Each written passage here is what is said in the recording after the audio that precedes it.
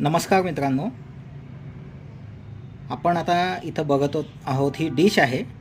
ही dish म्हणजे खानदेशचं जे सुप्रसिद्ध वाळवण आहे, बिबडी बिबडे किंवा बिबडी किंवा काही लोक पापड पण म्हणतात, ज्यांना शब्द नाही माहिती. तर त्याचा हा घाटा असतो. आणि विशेष सांगायचं म्हणजे हा काही आम्ही गावाकडे बसून आता खात नाही आहोत, तर आमच्या पुण्यातल्या फ्लॅटमध्ये आहोत आम्ही.